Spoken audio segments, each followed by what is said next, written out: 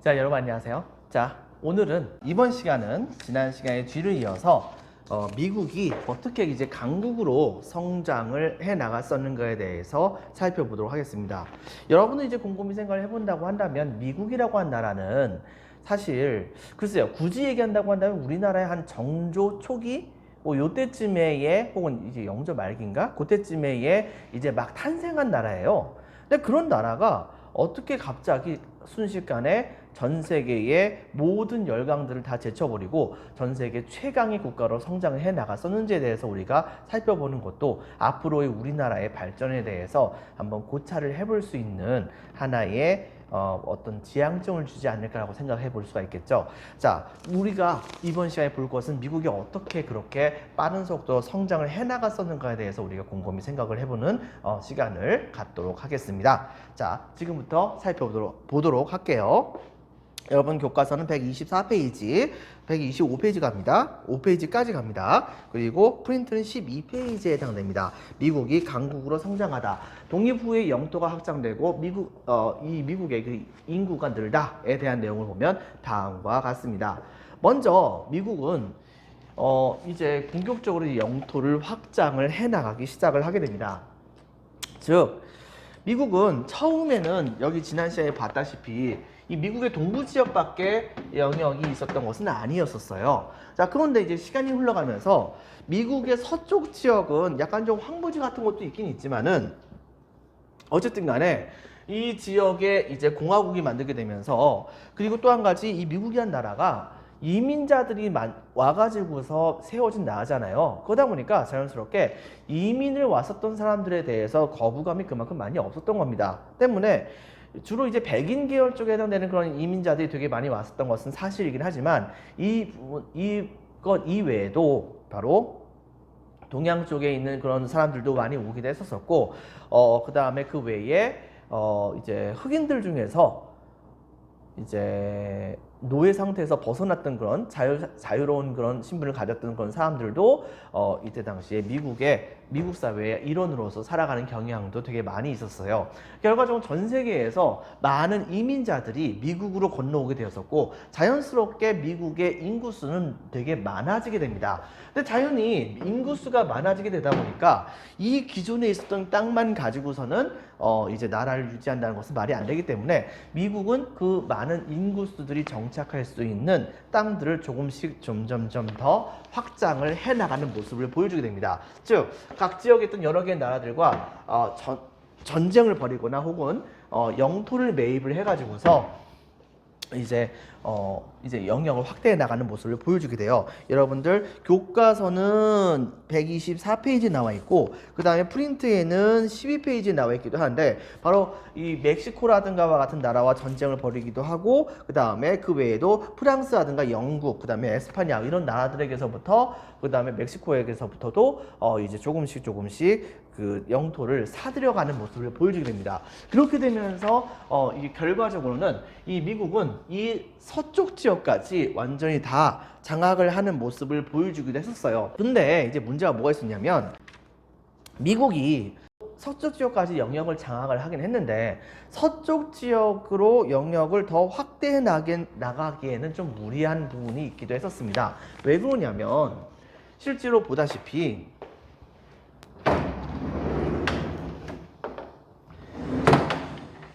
미국이 여기잖아요, 여러분들. 미국이 여긴데 주된 이민자들이 많이 왔었던 곳은 서방부에 있었던 사람들, 유럽에 있던 사람들이 많이 이민을 왔었던 겁니다. 그러다 보니까 자연스럽게 이쪽을 중심으로 해가지고서 이제 정착을 해나가는 경향이 많이 있었던 것이죠.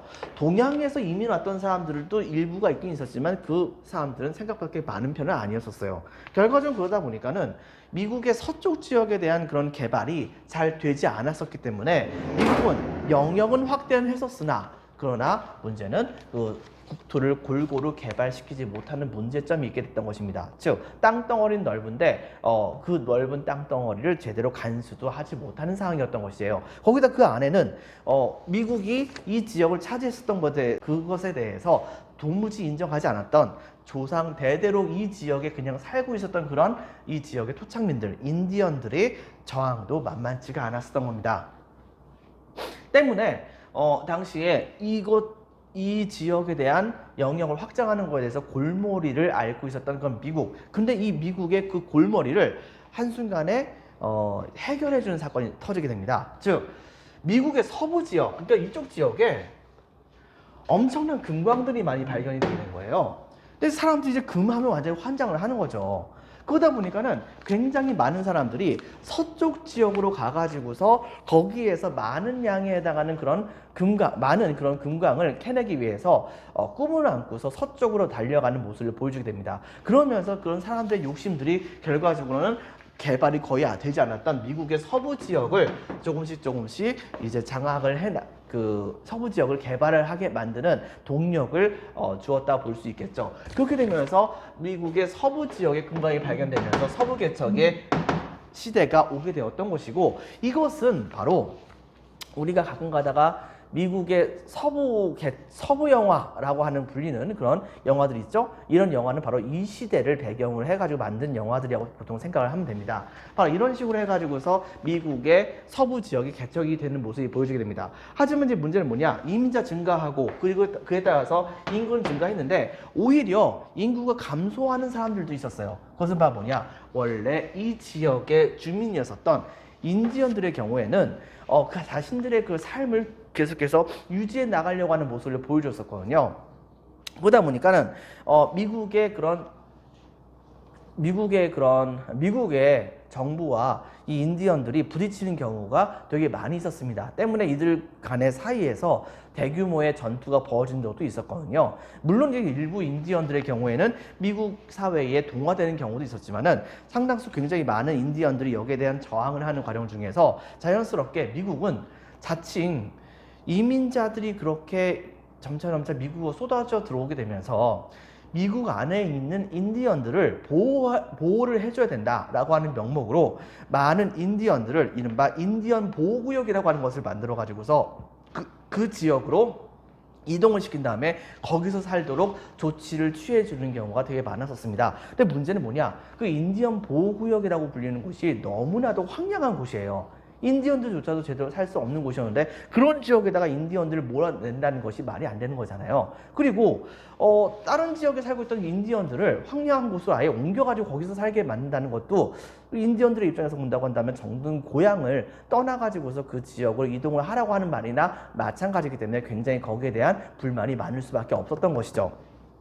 결과적으로 어떻게 벌어졌느냐? 그럼에도 불구하고 미국은 인디언들은 사실상 자신들이 이제 그 정복을 해야 되는 그런 대상으로 여기는 그런 측면이 있었던 겁니다. 그들을 흡수하거나 아니면 정복을 하거나 바로 그런 식의 미국인들의 의도가 섞여져 있는 그런 그림이 프린트 12페이지에 나와 있기도 합니다. 서부 개척자를 이끄는 진보의 여신이라고 하는 건 말이 있는데요. 원주민과 들소가 쫓기는 모습을 보여준다. 즉 원주민과 들소들은 정복을 당해야 된다는 건 대상이다 라고 하는 것을 우리가 찾아볼 수가 있는 것이겠죠. 자, 어쨌든 간에 이런 식의 인식을 갖게 되면서 전반적으로 이 원주민들은 대거 축출당하는 사태가 벌어지게 됩니다. 먼저 적겠습니다. 동그라미 1번 영토 확장에선 동그라미 1번에 1번 적겠습니다.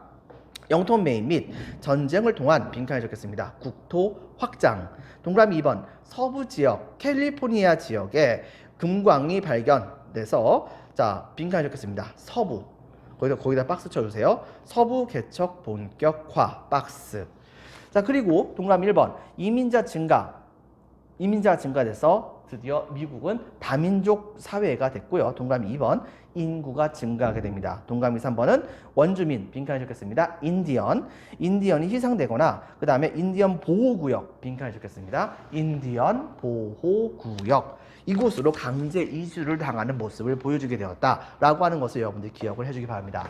자 이렇게 되면서 미국은 이렇게 영역을 확장해 나가는 모습을 보여주게 됐고 이렇게 되는 과정 중에서 자연스럽게 미국은 점차 힘을 키워나가는 모습을 보여주게 됐던 것이에요. 근데 이제 미국이라고 하는 땅이 굉장히 크다 보니까 어떤 지역에서 강점인 산업이 있고 또 다른 지역에서 강점인 산업이 있잖아요. 그런데 당시에 처음에 미국인들이 정착했던 미국의 동북부 지역의 경우에는 상대적으로 영국의 산업혁명이 발달해 가지고서 그 혜택을 되게 많이 받는 경우가 많았습니다. 그래서 뭐 그런 것일까요? 당시에 이 지역의 경우에는 주로 상공업이 많이 발달하는 모습을 보여주게 됐던 것이에요. 근데 이제 문제가 뭐가 있었냐면 상공업을 직접 이끌어가는 산업 자본가들은 자기네들이 진짜 필요했던 사람들은 노예가 아닙니다. 바로 노동자예요. 왜냐? 노예들의 경우에는 능률이 안 일어나잖아요. 열심히 일해봤자 그 모든 이익들은 전부 다 누가 갖습니까? 바로 자본가가 갖겠죠. 주인이 갖겠죠. 주인이 가지니까 자기네들은 별로 그렇게 일을 많이 하려고 하는 생각을 갖지 않게 되면서 자연스럽게 바로 생산력이 떨어지는 모습을 보여주게 됐던 것입니다. 그렇기 때문에 이 북부의 경우에는 노예보다는 최소한 임금의 가격이 싼 노동자가 많이 필요했던 거예요. 당시에 각 지역에선 많은 숫자에 해당되는 그런 이민자들이 쏟아져 들어오고 있었기 때문에 어느 정도 이들의 보급이, 즉 값싼 가격을 가질 수 있는 그런 노동자의 보급이 되게 많아졌던 것은 사실이긴 한데요. 하지만 문제는 뭐가 있었느냐? 그럼에도 불구하고 좀 더 노동자들이 숫자가 많아지게 된다고 한다면 시장의 원리에 입각해서 자연스럽게 노동자들의 숫자가 많아지게 된다고 한다면 임금의 가격은 떨어질 수밖에 없겠죠. 임금이 떨어지는 그 가격만큼 바로 자본가는 더 많은 자본을 더 축적을 할 수 있을 거 아니에요. 그러다 보니까는 바로 이른바 노예보다는 노동자가 많이 있기를 원했던 것입니다. 자, 그걸 가지고서 또 한 가지, 미국으로 산업혁명이 한참 발달했었던 다른 유럽에 있는 물건들이 들어오게 된다고 한다면 미국 물건의 경쟁력이 떨어질 수밖에 없겠죠. 좀 더 품질이 좋은 유럽의 물건들이 미국에 들어와서 팔리게 된다고 한다면 미국에서 만든 조악한 품질의 물건들은 팔리지 않을 건 당연하잖아요. 때문에 당시에 이 북부 지역에 있었던 미국의 북부 지역에 있었던 자본가들의 경우에는 정부가 이른바 국내 산업을 보호를 해주길 원했습니다. 즉 해외에서부터 들어오는 여러 가지 물건들에게는 관세를 엄청나게 많이 때려 박아가지고서 그래서 물건 값을 되게 비싸게 만들게 된다고 한다면 아무리 좋은 품질을 갖고 있었던 바로 해외의 물건이라고 하더라도 또 그것에다가 관세를 많이 매기면 자연스럽게 가격이 올라갈 수밖에 없고 가격이 올라가게 된다고 한다면 자연스럽게 그 물건을 살려고 하는 사람이 없게 되다 보니까 조악한 품질이긴 하지만은 그것보다 훨씬 더 가격이 쌌었던 미국에서 생산했던 물건들을 많이 살려고 하는 모습도 있었던 것은 사실이겠죠. 때문에 바로 이때 당시에 이들의 경우에는 보호무역을 원했었습니다. 하지만 미국의 남부 지역은 좀 얘기가 좀 달랐습니다. 미국의 남부 지역은 장렬한 태양이 이제 햇빛을 비춰주는 그런 농업이 굉장히 잘 되는 곳이거든요. 특히 이 지역에 가장 특징적으로 많이 재배되는 그런 품목 중에 하나는 바로 이 모카입니다. 이 모카의 경우에는 당연히 이제 농업을 해야겠죠. 농업을 해야 되는데 이게 이 농업이라고 하는 게 좀 열심히 일하는 거 뭐 이런 것도 중요하긴 하는데 아무래도 지금 일이 되게 많이 힘들다 보니까 일반적인 노동자들의 경우에는 이왕이면은 공장에 가서 일하는 것이 더 낫지 농사 일을 하러 가고 싶은 마음이 별로 없단 말입니다. 그러다 보니까 농장에 살고 있는 사람들의 경우에는 자기의 농토를 경작할 사람이 없게 되다 보니까 자연스럽게 바로 아예 자신의 농토에 결박이 돼서 신분으로 결박이 돼 가지고서 자기 농토에 있는 농사만을 짓는 사람이 필요했던 것입니다. 그것을 위해서는 노예만큼 좋은 사람이 없잖아요. 그러다 보니까 자연스럽게 특히 아프리카 지역의 노예를 중심으로 해가지고서 대규모 그런 사람들을 많이 고용하는 모습을 보여주기 노예들을 되게 많이 구매하는 모습을 보여주게 됩니다. 자연스럽게 그렇게 되다 보니까 이 지역의 경우에는 모카 재배가 되게 유명했었는데 당연히 이들의 경우에는 자기 농토에서 일을 할 노예가 필요하게 됐던 것이고 자연스럽게 이 노예 노동에 되게 많이 기대하는 경우가 많았었어요. 그리고 또 한 가지 이 미국산 그런 모카가 굉장히 품질이 좋았거든요. 이것 때문에 당시에 미국산 모카를 해외에다 판매를 한다고 한다면 비싼 값을 주고서 판매할 수가 있기 때문에 거기 때문에 마음껏 바로 이 미국이 모카를 다른 나라에다가 판매할 수 있는 무역의 상황이 필요했었습니다. 여러분 생각해 보세요. 만약에 보호무역을 시행한다고 한다면 우리나라의 물품에 대해서 보호무역을 해가지고 우리나라에 들어오는 다른 나라의 물품에 대해서 관세를 많이 매겨버리면 당연히 그 물건을 우리나라에다 판매하는 상대방 국가의 경우에는 이 우리나라에서 판매하는 물건을 자기네들도 보호무역을 하겠다고 관세를 많이 매겨버리는 경우가 많잖아요. 그럼 서로가 이제 보호무역을 많이 하게 돼가지고서 이것 때문에 문제가 되는 경우도 있겠죠. 이런 부분을 하지 않기 위해서는 이런 식으로 얘기하는 겁니다. 서로 이제 관세를 매기지 말자. 그리고 서로가 이제 필요한 물건들은 서로가 강점인 물건들은 서로가 생산을 하자라고 하는 그런 논리가 나오기도 했던 겁니다. 그 과정 중에서 미국의 경우에는 목화가 강점이니까 바로 그 목화를 상대방 국가에다 판매하게 된다고 한다면 그 상대방 국가는 자기네들의 강점을 바로 미국에다 강점에 해당하는 그 물건을 생산해서 미국에다 판매하겠다. 뭐 이런 식의 무역들, 그러니까 국가가 무역에 간섭을 하지 않고 개인들이 자유롭게 무역을 하는 그런 시스템을 원했던 것이 바로 이 남부 지역이 주장했었던 그 자유무역이라고 생각하면 됩니다. 바로 이 자유무역을 원했었는데 이것은 완전히 정반대라 볼 수 있습니다. 근데 문제는 뭐냐? 이것은 결과적으로 남부 지역의 경우에는 사회적으로도 그렇고 그 다음에 경제적으로도 그렇고 농업이라고 하는 것을 굉장히 중요하게 여겼었고 농업에는 노예가 굉장히 필수적으로 필요한 존재라 생각이 되었었기 때문에 그렇기 때문에 남부 지역에서는 바로 노예를 중요시 여겼던 건 측면이 있었던 것에 비해서 북부 지역의 경우에는 상공업이 중요시 여겼고 그걸 계속해서 거기서부터 많은 이익을 얻기 위해서는 값싼 노동자가 필요했기 때문에 노예제를 반대하는 모습을 우리가 찾아볼 수 있겠죠. 거기다 플러스 바로 인권이라고 하는 큰 측면에서도 노예제라고 하는 것이 굉장히 좀 비인간적인 거잖아요. 비인간적인 건 제도잖아요. 그러다 보니까 이런 제도에 대한 비판이 되게 많이 있게 되면서 북부 지역의 경우에는 남부 지역에 있는 노예 노동에 대해서 바로 자기네들이 진짜 필요했었던 것은 노동자를 원하는 것이었기 때문에 값싼 가격의 노동자를 원하는 것이었기 때문에 바로 이것을 이루기 위해서 남부 지역에서 시행되고 있었던 노예제를 인권이라고 하는 명목으로 비판해 가지고서 노예제 폐지를 노렸던 것입니다. 이렇게 해 가지고서 폐지하게 된다고 한다면 노예가 해방되면은 그들은 일할 때가 필요하니까 일할 때가 필요했던 그 사람들이 전부 다 바로 공장으로 가가지고서 값싼 노동자로 전락할 수가 있는 것이겠죠. 어쨌든 간에 이런 경제적인 그런 측면과 그 다음에 인권적인 측면들이 같이 합쳐져 가지고서 바로 남부와 그 다음에 북부는 사회 경제적인 측면에서 그 다음에 노예제라고 하는 측면에서 갈등이 일어날 수밖에 없었던 것입니다. 먼저 보겠습니다. 별표 2개 남북의 대립.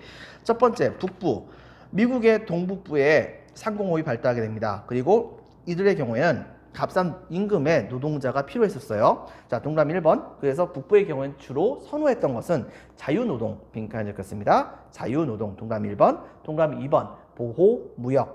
보호무역을 선호했었습니다. 남부 지역의 경우에는 면화 혹은 목화라고도 하죠. 이 목화 재배가 발달했었고요. 그 다음에 노예가 필요했었습니다. 때문에 동그라미 1번. 노예 노동.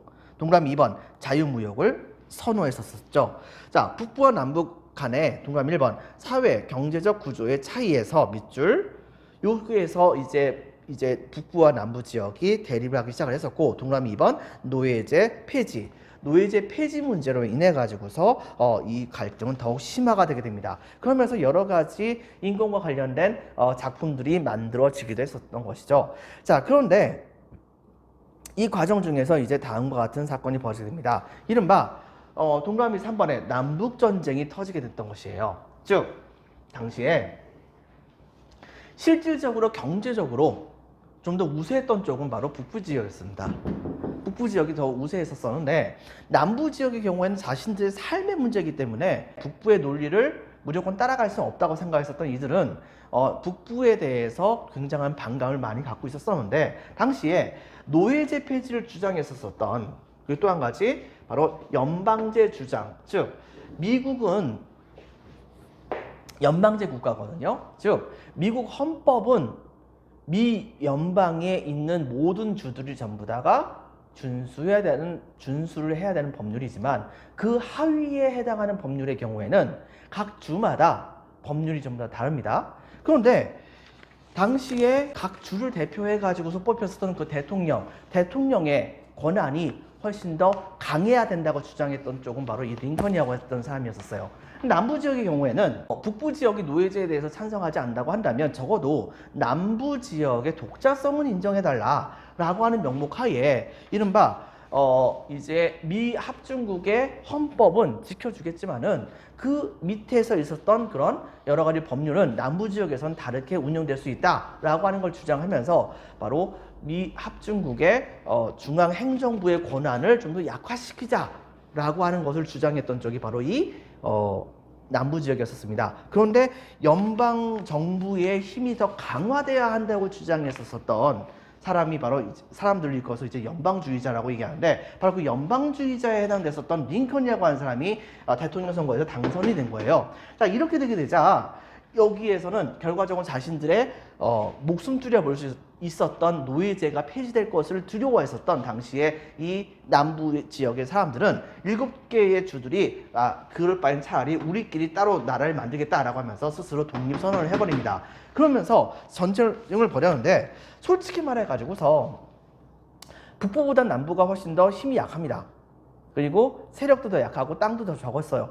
그렇긴 한데 다만 남부 지역엔 유능한 장군이 있었습니다. 리라고 하는 장군이 있었거든요. 리라고 하는 장군이 중심이 돼가지고서 초기에는 수적 열세에도 불구하고 오히려 남부군이 더 유세했었습니다. 하지만은 중간에 어떤 일이 벌어졌느냐, 링컨은 바로 노예 해방 선언을 해버립니다. 즉 많은 노예들에게 지금부터 모든 노예들은 북부 지역이 장악한 모든 땅에 있는 모든 노예들은 전부 다가 해방이 될 것이다 라고 하면 딱 선언을 해버리면서 그러면서 그들은 언제나 바로 공장에 가서 일을 하거나 아니면 군대에 들어가서 전쟁터에 나와서 싸움을 벌이거나 하도록 해라 라고 하는 선언을 딱 해버리게 되자 당시에 남부 지역에 있었던 굉장히 많은 노예들의 상당수가 여기에 대해서 환호성을 질렀던 것이죠. 북부가 승리하게 된다고 한다면 자기네들은 바로 해방을 하게 되는 것이니까. 그러다 보니까 처음에 북부의 군대조차도 별로 믿지는 않았었는데 굉장히 많은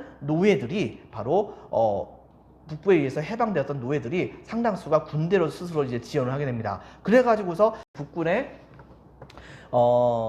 믿음을 별로 받지 못했지만은 점차 정예 훈련을 받아가면서 그러면서 신뢰를 쌓다가 결과적으로는 남부의 군대와 같이 전투를 벌이는 과정 중에서 큰 공로를 세우게 되면서 북군에게 굉장히 많이 인정을 받게 되는 모습을 보여주기도 했었던 것이죠. 그리고 이렇게 바로 전세는 굉장히 180도로 변하게 됩니다. 그리고 그때 당시에 전 세계적으로 노예제 자체가 다 폐지가 되고 있는 그런 상황이었었거든요. 그런 상황에서 미국이 노예제가 폐지가 되지 않다 보니까는 당시에 이거에 대한 자성의 목소리도 되게 많이 있었고요. 전 세계적으로 봤을 때 바로 남부보다는 북부에 대해서 북군에 대해서 지지가 많이 있었던 것이 사실입니다. 결과적으로는 바로 이 게티즈버그 전투라고 하는 전투에서 최종적으로 북부가 승리를 거두게 됩니다. 그렇게 하고 나서 결과적으로 남부의 7주는 항복을 하게 되었고 그리고 노예제는 공식적으로 폐지가 됐던 것이죠. 하지만 안타깝게도 이 남부가 패배한 지 얼마 되지 않은 상황에서 이때 당시에 링컨은 며칠 지나지 않은 상황에서 극장에서 남부 출신의 배우에게 총을 맞고서 이제 그 암살을 당하는 서거를 당하게 되는 사태가 벌어지기도 합니다. 결과적으로 이제 노예 해방의 아버지가 불렸던 링컨은 그렇게 파란만장한 삶을 이제 지나가게 되었던 것이죠. 결과적으로 봤을 때 노예제가 폐지가 되고 연방제가 유지가 되는 모습을 보여주게 되었다라고 하는 것을 여러분들이 기억을 해주기 바랍니다. 자, 그리고 그 뒤를 이어서는 드디어 미국은 더 이상 이제 거칠 것이 없습니다. 자, 미국 전역 전부 다가 당시에 사실상 통일을 하게 된 거예요. 미국 땅덩이가 너무 넓은데 이 지역에 특별한 그런 나라가 있었던 것도 아니기 때문에 이 지역이 여러 가지 자원 같은 걸 거의 캐내진 적이 없었어요. 자, 이러다 보니까는 자원은 풍부하고 그 다음에 노예까지도 해방되다 보니까 노동력 엄청나게 풍부합니다. 거기다 수시로 계속해서 이민자 들어오죠. 그러다 보니까 엄청나게 많은 값싼 노동력이 많아지게 되게 되자 그러자 여러분 생각해 보세요. 공업이 발달하는데 자원이 많아요. 거기다 또 한 가지 노동력도 값싼 노동력도 많습니다. 거기다가 자본도 점점 성장하는 과정이었었고요. 이것만큼 더 좋은 그 기회가 뭐가 있겠습니까? 거기다 또 한 가지 이제 농기구 농업 분야에서도 남부 지역의 사람들의 그런 걱정을 덜게 만들어주듯이 농기구의 기계화 같은 그런 이제 농업 분야에서의 혁신이 일어나게 됩니다. 거기다 또 한 가지, 당시에 미국의 동부와 서부가 이렇게 나뉘어져 있던 상황에서 이쪽과 이쪽을 서로 통일적으로 개발시켜 주는 것이 중요했었다 볼 수 있겠는데, 당시에 미국에서는 이 지역을 서로 이제 연결해 주는 대륙을 횡단하는 건 철도들이 여러 개가 만들어지는 모습을 보여주게 됩니다. 여러분들 프린트 12페이지에 나와 있기도 하죠. 이것이 만들어지게 되자 결과적으로는 미국의 동부와 서부가 이 대륙 횡단 철도를 중심으로 해가지고서 균등하게 이제 성장하는 모습을 보여주게 되면서 점차 미국은 미국 전체적으로 이제 거대하게 강력한 국가로 성장해 나가는 모습을 보여주게 되었다 볼 수 있겠습니다. 대륙 횡단 철도의 완성의 모습을 우리가 찾아볼 수 있다 볼 수 있겠죠.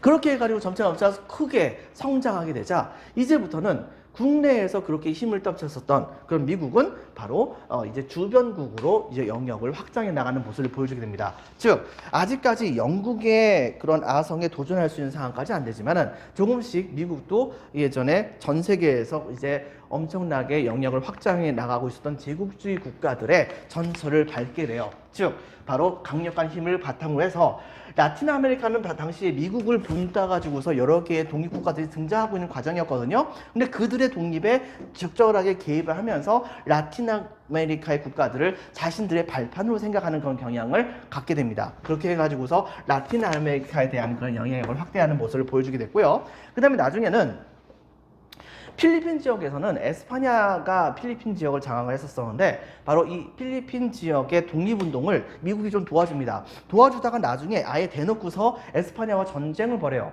전쟁을 벌여가지고 여기서 승리한 다음에 필리핀 독립군에 바로 뒤통수를 쳐버리죠. 그래가지고서 이 필리핀을 미국이 아예 식민지로 삼아버립니다. 나중에 이제 독립시켜주긴 하지만요. 그리고 괌의 경우에 아예 식민지로 다 만들어버려요. 이렇게 하게 되면서 미국은 점차 그 세력을 엄청나게 키워나가는 모습을 보여주게 되었다라고 하는 것을, 세계 강대국으로 발전하는 모습을 보여주게 되었다라고 하는 것을 여러분들 기억을 해주기 바랍니다.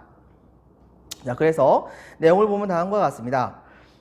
자, 별표 하나, 전개에서는 바로 노예제 폐지와 연방주의를 주장한 동그라미 1번 링컨이 당선됩니다. 동그라미 2번 남부 7개 주가 연방을 탈퇴하고요. 그 다음에 다음 줄에 전쟁이 발발하게 되죠. 자, 동그라미 3번 링컨의 노예 해방 선언. 링컨의 노예 해방 선언 이후에는 빈칸에 적겠습니다. 북부에 유리한 여론이 전개가 되게 됐고, 전 세계적으로도 이제 바로 여론이 북부에게 유리하게 되는 상황이 벌어지게 됐었습니다. 그리고 전세가 역전됩니다. 바로 빈칸에 적겠습니다. 게티즈버그 전투. 이 게티즈버그 전투에서 북부가 더 힘을 키우게 되면서 결과적으로는 북부가 최종적으로 승리를 하게 됩니다. 안타깝게도 링컨은 승리한 지 얼마 되지 않아서 며칠 후에 바로 암살당하긴 하지만요. 자, 동그라미 5번에 산업혁명의 본격화에서는 별표 하나 반 쳐줍니다. 미국은 더 이상 거칠 것이 없죠. 동그라미 1번 풍부한 천연자원. 동그라미 2번 노동력 증가. 바로 여기에서는 빈칸에 적겠습니다. 해방노예, 그 다음에 두 번째 이민자, 그리고 동그라미 3번에서는 농기구의 기계화로 농업 생산력이 확대됩니다. 그리고 동그라미 4번 대륙 횡단 철도가 완성되면서 미국을 통일적으로 발전시키는데 커다란 역할을 했다 볼 수 있겠습니다. 자, 이걸로 인해 가지고서 19세기 후반쯤 가서는 바로 세계 최대 공업국으로 성장을 하게 됩니다. 바로 이때쯤에 미국이 바로 일본도 개항을 시켰었고, 남북전쟁이 한참 이뤄질 때 그때쯤에 이른바 우리나라에선 제너럴 셔머너 사건이 벌어지기도 했었던 것이죠. 그리고 전쟁이 끝난 다음에는 이른바 신미양요가 터지기도 했었고요. 이런 측면을 여러분들이 기억을 해주기 바랍니다. 그리고 동그라미 6번 별표 하나, 미국의 영향력 확대에서는 동그라미 1번 라틴 아메리카에 대한 영향력이 확대됐고요. 동그라미 2번 필리핀과 괌의 식민지화가 진행이 되게 되었다라고 하는 측면을 여러분들이 생각을 해주기 바랍니다. 여러분 프린트 13페이지에 나와 있는 주제 탐구는 여러분들이 그 이유를 충분히 예상할 수 있을 테니까 확인해 가지고서 풀어보도록 하세요. 자, 여기까지 하도록 하겠습니다. 여러분들 수고 많으셨습니다. 감사합니다.